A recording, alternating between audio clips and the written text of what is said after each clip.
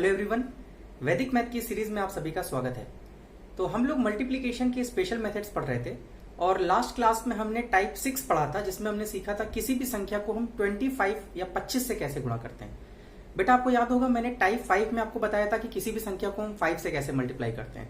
फिर टाइप 6 में हमने बताया था कि किसी भी संख्या को 5 के स्क्वायर मीन्स 25 से कैसे मल्टीप्लाई करते हैं।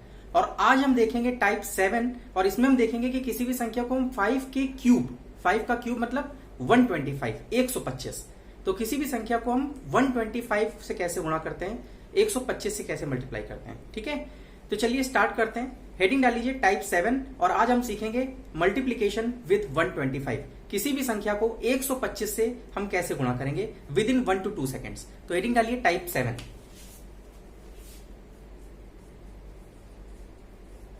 टाइप 7 में हम आज सीखेंगे मल्टीप्लीकेशन विद 125।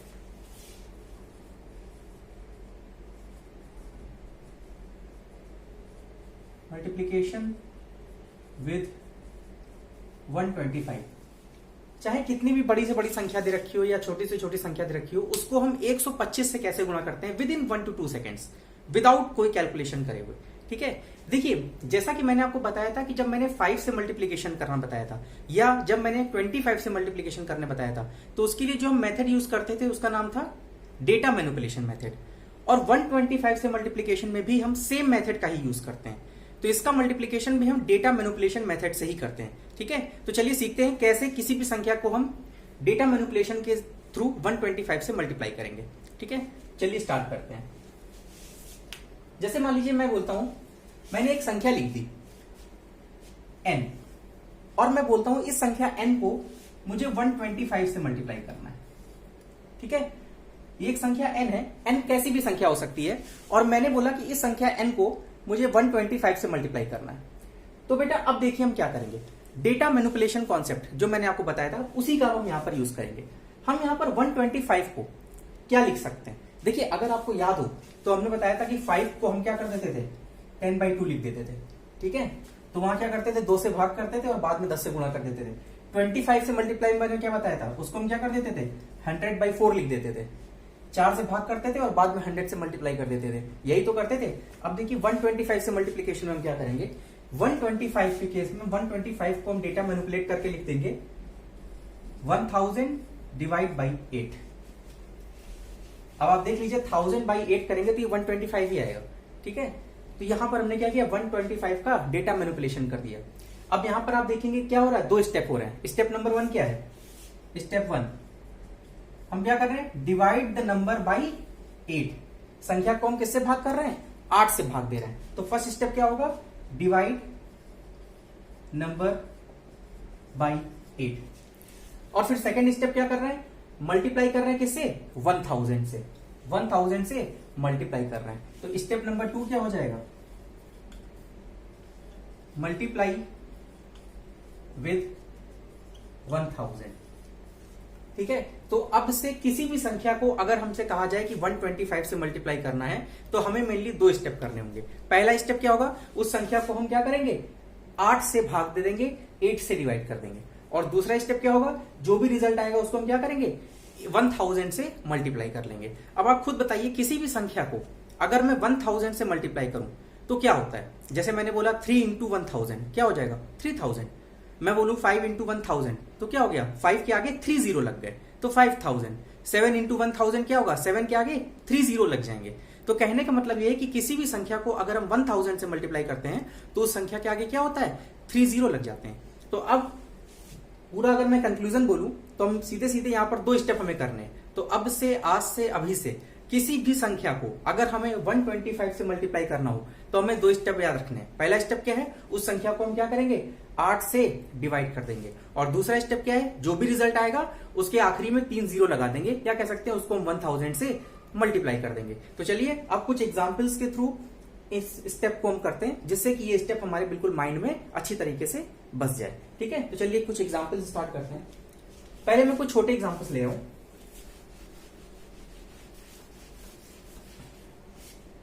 सपोज मैंने एक छोटा एग्जाम्पल लिया, मैंने बोला 16 है और इसको मुझे 125 से मल्टीप्लाई करना है। ठीक है। तो ये देखिए एक ऐसी संख्या है जिसको मुझे 125 से मल्टीप्लाई करना है। अब 125 से मल्टीप्लीकेशन में दो स्टेप होते हैं। पहले स्टेप क्या होता है, संख्या को हम किससे डिवाइड करते हैं, 8 से भाग देते हैं, 8 से डिवाइड करेंगे। तो चलिए इसको 8 से भाग दीजिए, कितनी बार जाएगा, 8 दूनी 16, 8 2 16, 2 बार जाएगा। और दूसरा स्टेप क्या होता है, 1000 से मल्टीप्लाई कर देना है, तो मतलब 30 आ जाएंगे, आंसर 2000। बताइए कितना समय लगा। ठीक है, चलिए मान लिया अगला एग्जाम्पल मैं लिखता हूं। मैंने यहां पर मान लिया एक संख्या लिख दी 32 और इसको मुझे 125 से मल्टीप्लाई करना है। तो अब क्या करेंगे, पहला स्टेप क्या होता है, इसको हम 8 से डिवाइड कर देंगे, 8 से डिवाइड करेंगे तो 8 से भाग दीजिए, कितनी बार जाएगा, 8 4 32, 8 चौको 32। दूसरा स्टेप क्या होता है, 1000 से मल्टीप्लाई कर देंगे, 1000 से मतलब 30 आ जाएंगे, आंसर आ गया 4000। क्लियर है। चलिए मान लिया अगला एग्जाम्पल मैं लिखता हूं। सपोज मान लिया मैंने आपसे बोला 96 और इसको मुझे 125 से मल्टीप्लाई करना है। तो पहला स्टेप क्या होता है 125 से मल्टीप्लाई करने में, संख्या को हमें क्या करना है, 8 से भाग देना है, 8 से डिवाइड करना है। तो चलिए 8 से भाग दीजिए, चलिए 8 एक कम 8, कितना बचेगा 16, 8 दूनी 16, 8 से भाग दे दिया, डिवाइड हो गया। अब अगला स्टेप क्या होता है 1000 से मल्टीप्लाई करना, मतलब 30 आ जाएंगे, आंसर। कोई दिक्कत। तो अब बताइए किसी को कोई दिक्कत हो रही है। मान लीजिए मैं थोड़ा सा कोई संख्या बढ़ा देता हूं, मैं अगला नंबर यहां पर लिख देता हूं। सपोज मैंने लिख दिया, कुछ भी लिख दिया, मान लीजिए मैंने लिख दिया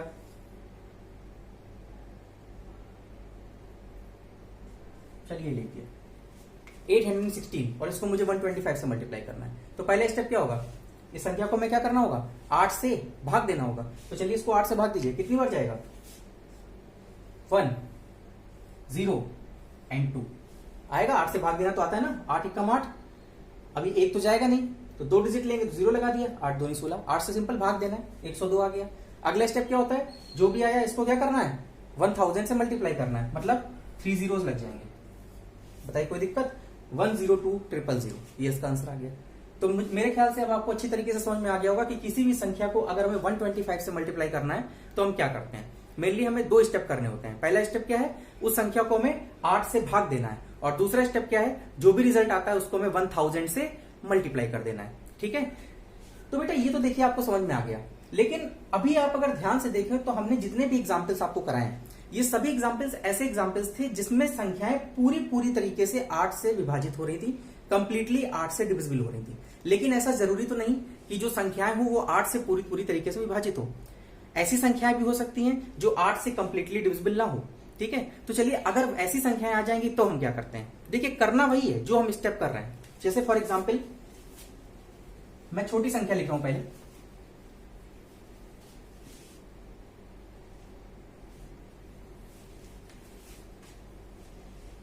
सपोज मान लीजिए मैंने यहां पर लिख दी एक संख्या 17 और इसको मुझे 125 से मल्टीप्लाई करना है। तो हमें पता है किसी भी संख्या को जब हम 125 से मल्टीप्लाई करते हैं तो हमें 2 स्टेप करने होते हैं। पहला स्टेप क्या होता है, इस संख्या को हमें 8 से भाग देना होगा। तो चलिए 8 से भाग दीजिए। तो जब भाग देंगे ना तो देखिए डिवाइड करिए, 8 दूनी 16, पॉइंट, अब पॉइंट में आ जाएगा, क्यों, 1 बचेगा, 10 आ जाएगा, फिर 8 एकम 8, ठीक है, फिर 2 बचेगा, 20 हो जाएगा, 8 दूनी 16, मतलब डेसिमल में कैलकुलेशन जाने लगेगा। और मैंने आपको लास्ट क्लास में बताया था, जब 25 से मल्टीप्लाई करने बताया था, तो वहां पर भी बताया था कि अगर कभी भी डेसिमल में कैलकुलेशन जाने लगे ना तो हमें उस कैलकुलेशन को इग्नोर करना होगा, हटाना पड़ेगा, क्योंकि डेसिमल जो होता है ये हमारी कैलकुलेशन स्पीड को क्या कर देता है, कम कर देता है। तो ऐसी संख्याएं जो 8 से पूरी तरीके से विभाजित नहीं होंगी तो सीधी सी बात है उनका जो डेसिमल में आएगा जब हम उसको 8 से डिवाइड करेंगे। और डेसिमल में हम कभी भी कैलकुलेशन नहीं करेंगे वैदिक मैथ में, क्योंकि यहां पर क्या होगा, हमारा माइंड यूज होना शुरू हो जाएगा और हमारा टाइम टेकिंग प्रोसेस हो जाएगा, लेंथी प्रोसेस हो जाएगा। तो देखिए डेसिमल से बचने के लिए हम क्या करेंगे, ठीक है, तो यहां पर एक मेथड है जिसके थ्रू हम डेसिमल का यूज करेंगे ही नहीं। तो चलिए हम वो देखते हैं कि अगर मान लीजिए इस तरीके की संख्याएं आ जाती हैं जो 8 से कंप्लीटली डिविजिबल ना हो तो उनको हम कैसे करेंगे without the use of decimal. ठीक है, तो चलिए अब हम इस चीज को देखते हैं।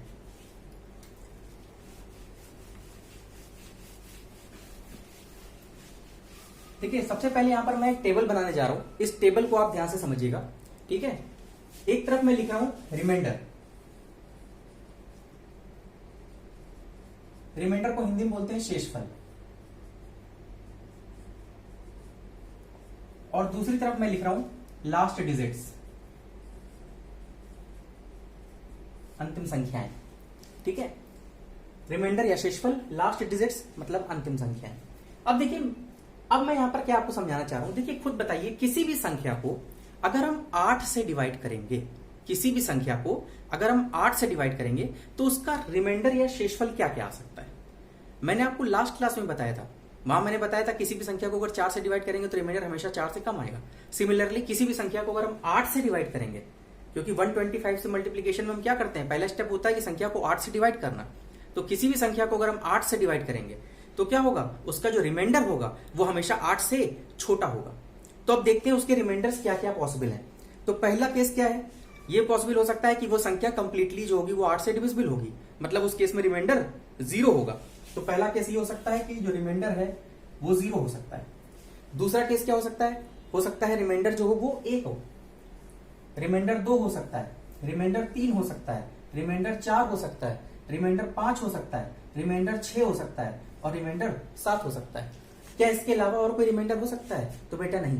किसी भी संख्या को अगर हम 8 से डिवाइड करेंगे तो उसका रिमाइंडर जो होगा वो हमेशा 8 से छोटा होगा। तो 0, 1, 2, 3, 4, 5, 6, 7 तक उसके रिमाइंडर हो सकते हैं। ठीक है, अब देखिए अगर मान लीजिए किसी भी संख्या को हमने 8 से डिवाइड किया और उसका रिमाइंडर 0 आ गया, 0 का मतलब वो संख्या पूरी 8 से डिवाइड हो गई, तब उस केस में जो मल्टीप्लाई कर रहे थे ना 125 से, तो आखिरी की जो डिजिट्स होंगी, लास्ट डिजिट्स होंगी, वो हमेशा 000 होंगी। ठीक है, अगर रिमाइंडर 0 आ गया तो आखिरी की 3 डिजिट्स क्या होंगी, 000। अगर रिमाइंडर 1 आएगा तो ध्यान रखिएगा हमेशा 125 ऐड हो जाएगा। अगर रिमाइंडर 1 आएगा तो 000 में 125 ऐड कर दीजिए, कितना आ जाएगा, तो आखिरी की 3 डिजिट्स हमेशा 125 आएंगी। अगर रिमाइंडर 2 हुआ तो अब इसमें भी 125 में फिर से 125 ऐड कर दो, तो 125 प्लस 125 कितना होगा, 250। रिमाइंडर अगर 2 होगा तो आखिरी की डिजिट्स क्या होंगी, 250 होंगी। अगर रिमाइंडर 3 होगा तो अब 250 में फिर से 125 ऐड कर दीजिए, तो कितना हो जाएगा, 375। आखिरी की 3 डिजिट्स होंगी। अगर रिमाइंडर 4 आएगा तो इस 375 में भी क्या करेंगे, 125 ऐड कर दीजिए, करिए कितना आ जाएगा, 500। अगर रिमाइंडर 5 आएगा तो फिर क्या होगा, इस 500 में भी 125 ऐड कर देंगे, तो 500 प्लस 125 कितना हो जाएगा, 625। अगर रिमाइंडर 6 होगा तो क्या होगा, इस 625 में फिर 125 ऐड कर दीजिए, तो 625 में 125 ऐड करेंगे कितना हो जाएगा, 700 नहीं सॉरी, हाँ सही तो कह रहे, 625 प्लस 650 और 750। क्लियर है। और अगर रिमाइंडर 7 हुआ तो इस 750 में भी हम क्या करेंगे, 125 ऐड कर देंगे, तो कितना हो जाएगा, 975। क्लियर है। एक बार चेक कर लीजिए, 750 में 125 जोड़िए, 775 और ये 875, सॉरी। क्लियर है। एक बार चेक कर लीजिए कहीं मैंने कैलकुलेशन गलत तो नहीं कर दिया है। अगर रिमाइंडर 0 आएगा तो आखिरी की डिजिट्स 000 होंगी। अगर रिमाइंडर 1 आएगा तो उसमें 125 जोड़ दीजिए, आखिरी की डिजिट्स 125 होगी। अगर रिमाइंडर 2 हुआ तो आखिरी की डिजिट्स 250, फिर से 125 में 125 जोड़ दिया, 250 हो गया। अगर रिमाइंडर 3 है तो 250 में फिर 125 जोड़ दीजिए, तो कितना हो गया, 375। अगर रिमाइंडर 4 है तो 375 में 125 जोड़ दीजिए, तो कितना हो जाएगा, 500। अगर रिमाइंडर 5 है तो 500 में भी 125 जोड़ दीजिए, तो कितना हो जाएगा, 625। अगर रिमाइंडर 6 है तो 625 में फिर 125 जोड़ दीजिए, तो कितना हो जाएगा, 750। और अगर रिमाइंडर 7 है तो इस 750 में भी 125 जोड़ देंगे, तो कितना हो जाएगा, 875, 875। ठीक है। तो ये टेबल अगर आपके दिमाग में है, और इसको भी देखिए याद नहीं करना है, हमें समझ में आ रहा है कि स्टार्टिंग में अगर 0 है तो 0 और बाकी हर बार क्या हो रहा है, 125 ऐड कर दीजिए। ठीक है। अब देखिए इस टेबल की मदद से क्या होगा, हमें कितनी आसानी हो जाती है। फॉर एग्जाम्पल मैंने कोई संख्या लिखी जिसको मैं 125 से मल्टीप्लाई कर रहा हूं। फॉर एग्जाम्पल अभी मैंने जैसे एग्जाम्पल लिखा था 17 और मैंने बोला था 17 को मुझे 125 से मल्टीप्लाई करना है। ठीक है। तो देखिए पहला स्टेप क्या होता है, किसी भी संख्या को जब हम 125 से मल्टीप्लाई करते हैं तो पहला स्टेप होता है डिवाइड बाई 8। उस संख्या को हमें 8 से भाग देना है, तो चलिए 8 से भाग दीजिए। जब इसको 8 से भाग देंगे तो कितनी बार जाएगा, 8 दूनी 16, 2 बार जाएगा। दशमलव में हमें जाने की जरूरत ही नहीं है, कंप्लीटली 2 बार तक जाएगा, इसके बाद कुछ और आएगा हमें मतलब नहीं। लेकिन 8 दूनी 16, रिमाइंडर कितना बच गया, यहाँ 17 है, 8 दूनी 16 होता है, रिमाइंडर हुआ 1। और अगर रिमाइंडर 1 है तो आखिरी की डिजिट्स क्या होंगी, 125। तो सीधे आगे 125 लिख दीजिए आंसर। हमें डेसिमल में कैलकुलेशन करने की कोई जरूरत नहीं है। फॉर एग्जाम्पल मान लीजिए मैंने एक संख्या लिख दी, मान लीजिए मैंने लिख दिया 89 और इसको मुझे 125 से मल्टीप्लाई करना है। तो पहला स्टेप क्या होता है, 8 से डिवाइड करेंगे, डिवाइड नंबर बाई 8। तो चलिए इसको 8 से भाग दीजिए, कितनी बार जाएगा, 8 एकम 8 और फिर 8 एकम 8, यहां 9 था, 8 एकम 8, 8 एकम 8, रिमाइंडर कितना बचा, 1। और अगर रिमाइंडर 1 है तो आखिरी की डिजिट्स क्या होंगी, 125। तो सीधे आखिरी में हमने क्या लिख दिया 125। ठीक है, मान लीजिए मैंने एक एग्जाम्पल और लिखा, मान लीजिए मैंने लिख दिया 93 और इसको मुझे 125 से मल्टीप्लाई करना है। तो पहला स्टेप क्या होता है, संख्या को हम 8 से भाग देंगे। चलिए भाग देते हैं, भाग दीजिए। 8 एकम 8 बचेगा कितना 13, 8 एकम 8, रिमाइंडर कितना बचा 13 में से 8 गया 5, तो रिमाइंडर बचा 5। और अगर रिमाइंडर 5 होता है तो आखिरी के जो डिजिट्स होंगी कितनी होगी 625। तो हम सीधे आखिरी लिख देंगे 625, ये हमारा आंसर आ जाएगा 11625। क्लियर है? तो मुझे उम्मीद है कि आप किसी भी संख्या को आपको 125 से मल्टीप्लाई करने को कहा जाए तो आप बड़ी आसानी के साथ अब इसको मल्टीप्लाई कर लेंगे। ठीक है, तो चलिए उम्मीद करता हूं आपको ये क्लास समझ में आ गई होगी। अब मैं होमवर्क के लिए कुछ क्वेश्चंस आपको दे रहा हूं और इन क्वेश्चंस की आपको प्रैक्टिस करनी है। ठीक है, तो चलिए अब होमवर्क के कुछ क्वेश्चंस लिखते हैं।